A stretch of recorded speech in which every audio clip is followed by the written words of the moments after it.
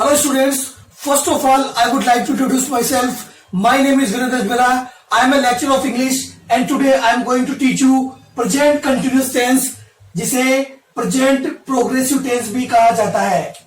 सबसे पहले हिंदी ट्रांसलेशन के लिए हमें इसकी चाहिए पहचान।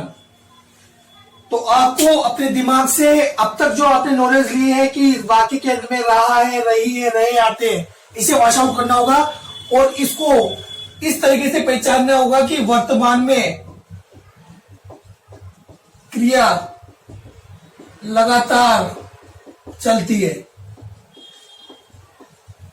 वर्तमान में क्रिया लगातार चलती है तो वो वाक्य प्रेजेंट कंटिन्यूअस में आएगा, चाहे रहा है, रही है हो चाहे नहीं हो।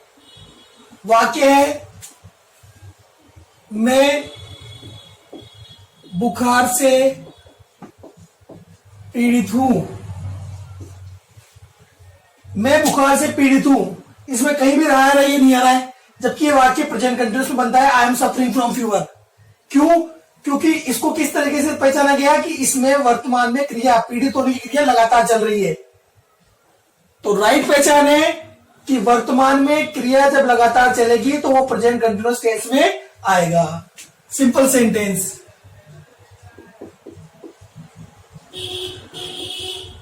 Subject plus is are am plus verb की फर्स्ट फॉर्म में आईएनजी प्लस ऑब्जेक्ट, ये हमारा पैटर्न होगा।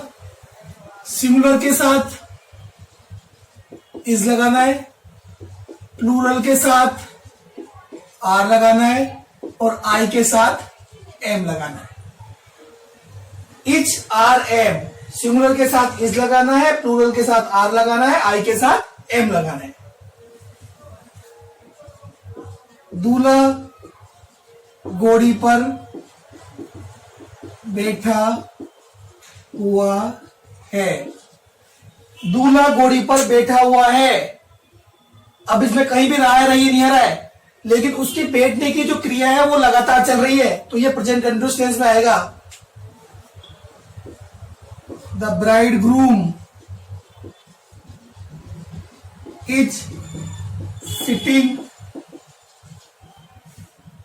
On A mayor. वह सोया है। वह सोया है, कहीं भी रहा है, नहीं है, नहीं आ रहा है, वह सोया है, यानी उसकी जो सोने की क्रिया है वो लगातार चल रही है, तो ये वाक्य भी प्रेजेंट कंटिन्यूअस में बनेगा। He is sleeping.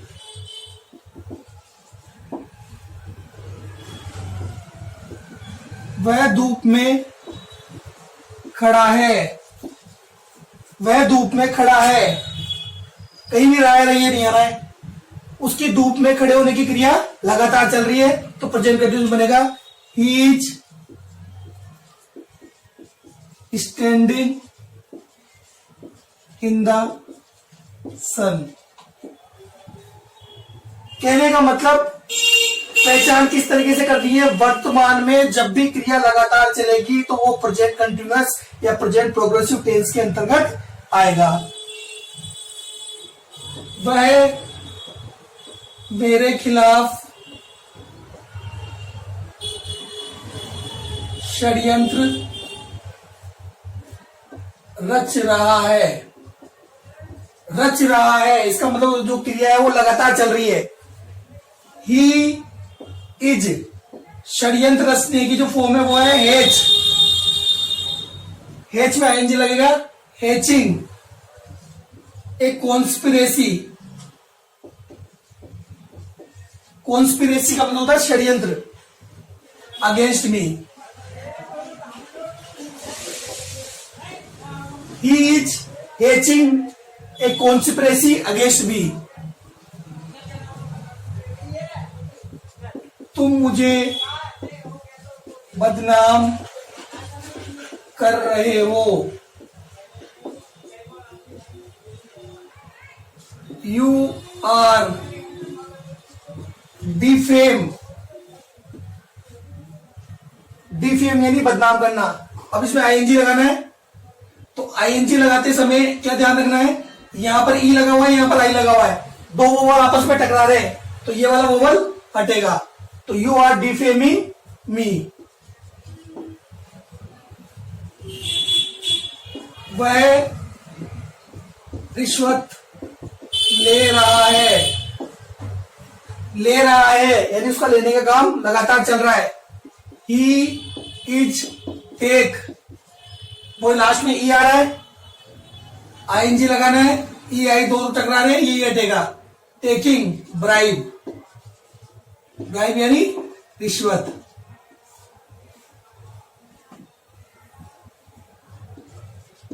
आग की बड़ी बड़ी लपटें आकाश में उठ रही है,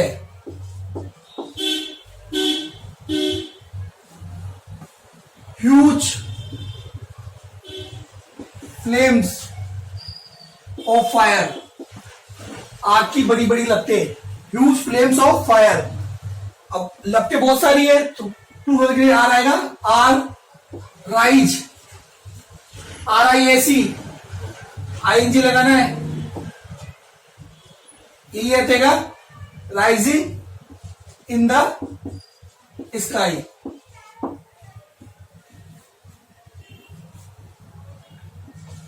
किसान खेत जोत रहा है, द फार्मर इज प्लफ, प्लफ का मतलब होता है खेत जोतना, ploughing the field.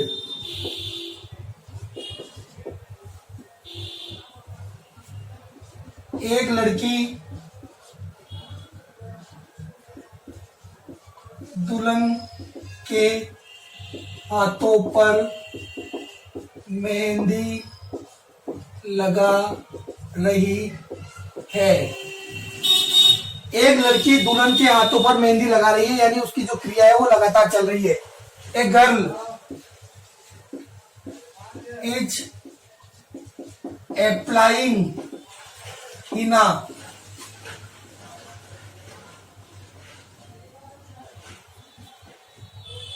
On the hands of the bride. A girl is applying henna on the hands of the bride. इस तरीके से प्रेजेंट कंटिन्यूअस के सिंपल सेंटेंस बनते हैं। अब हम पढ़ेंगे प्रेजेंट कंटिन्यूअस का नेगेटिव सेंटेंस।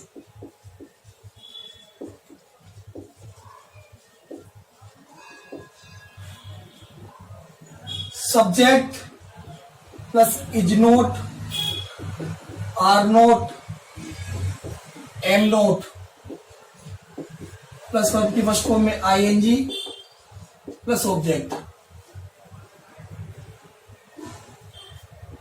इस नोट को अगर मिलाएंगे तो ये कहलाएगा इजंट, आर नोट को मिलाएंगे तो ये कहलाएगा आरंट, और एम नोट को मिलाएंगे तो ये कहलाना चाहिए एमंट, लेकिन ये एमंट नहीं कहलाता, इसको बोलते हैं एंट।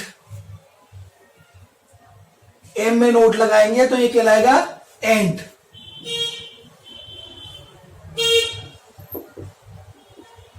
बादल नहीं गरज रहे हैं, the clouds are not thundering.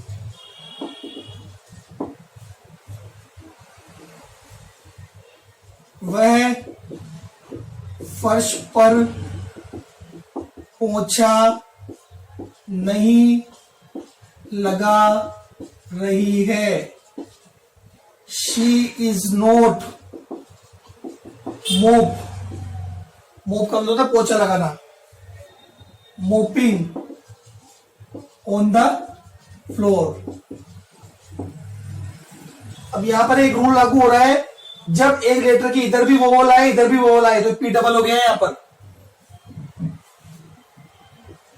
छात्र कक्षा में शोर नहीं मचा रहे हैं।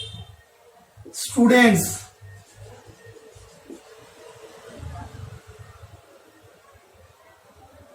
आरंट, आर नोट भी बोल सकते हैं लेकिन आरंट बोलना ज्यादा बेटर होगा, टेक्नोलॉजी चेंज हो गई है।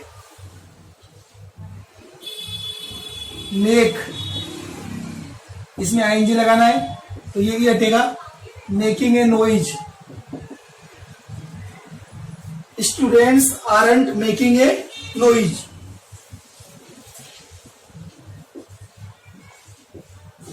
माली पेड़ से फूल नहीं तोड़ रहा है। The gardener is not pluck, pluck यानी तोड़ना, तो प्लक में एनजी लगेगा। Plucking the flowers from the tree. तो इस तरीके से हमारा प्रेजेंट कंटिन्यूअस या प्रोग्रेसिव टेंस का नेगेटिव सेंटेंस बनता है। Subject plus is not, are not, am not plus verb की फर्स्ट फॉर्म में आईएनजी प्लस ऑब्जेक्ट। इस तरीके से बोलने का जो पैटर्न है वो चेंज हो गया है।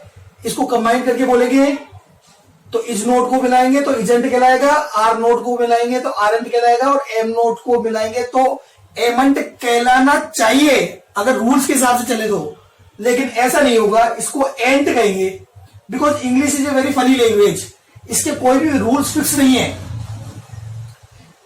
कभी क्या हो जाता है और कभी क्या हो जाता है। तो यहां पर एम नोट को मिलाने पर एमंट नहीं कहलाएगा, इसको एंट कहेंगे। ये नेगेटिव सेंटेंस है। अब हम बात करते हैं इंट्रोगेटिव सेंटेंस की।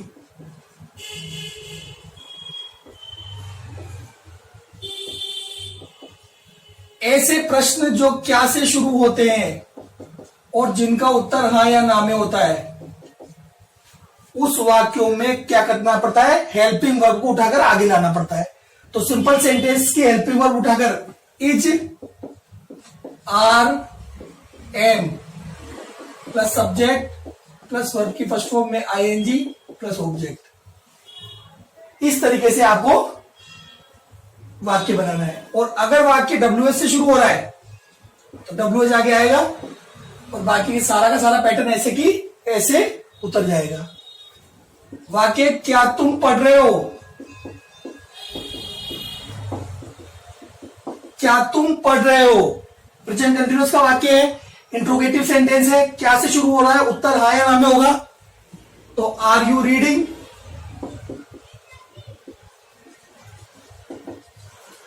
लेकिन इसी प्रश्न को अगर यू पूछा जाए कि तुम क्या पढ़ रहे हो,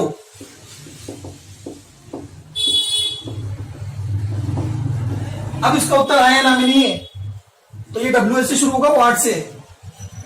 व्हाट आर यू रीडिंग। क्या तुम पढ़ रहे हो, तो वो बताएगा हाँ मैं पढ़ रहा हूं या नहीं मैं नहीं पढ़ रहा हूं, ये इसका उत्तर होगा, तो ये आर यू रीडिंग बनेगा। लेकिन तुम क्या पढ़ रहे हो, इसका उत्तर हाँ या ना में नहीं है, इसमें वो बताएगा कि मैं हिंदी पढ़ रहा हूं, संस्कृत पढ़ रहा हूं, सोशल साइंस पढ़ रहा हूं, मैथ पढ़ रहा हूं, तो ये बनेगा व्हाट आर यू रीडिंग। क्या महेश खेल रहा है,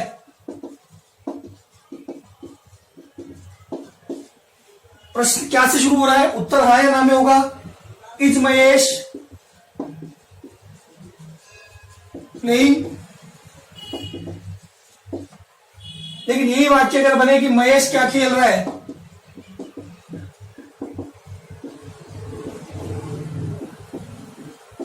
तो बताना पड़ेगा कि महेश क्रिकेट खेल रहा है कि हॉकी खेल रहा है कि वीडियो गेम खेल रहा है कि क्या खेल रहा है। तो इसमें व्हाट से शुरू होगा, what is Mahesh playing.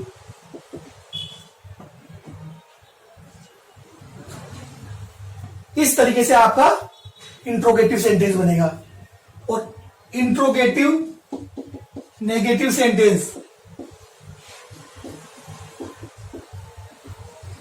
Interrogative negative sentence, इसमें ध्यान क्या रखना है, अगर आप नोट को अलग लगाते हैं तो is are am plus subject फिर नोट यहां पर लगेगा इस जगह। अगर पुराने तरीके से नोट लगेगा is are M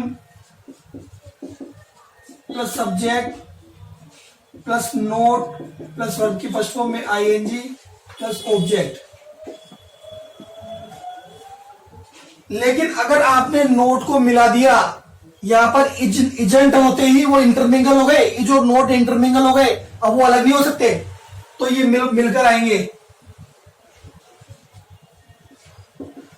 isn't aren't and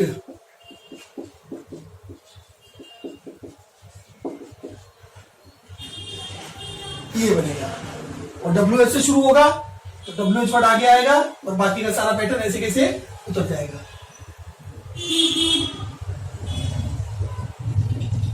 तुम टीवी क्यों नहीं देख रहे हो? तुम टीवी क्यों नहीं देख रहे हो? प्रश्न है और प्रश्न के साथ नहीं भी आ रहा है, और क्यों WH वर्ड वाई आएगा। Why aren't you watching TV.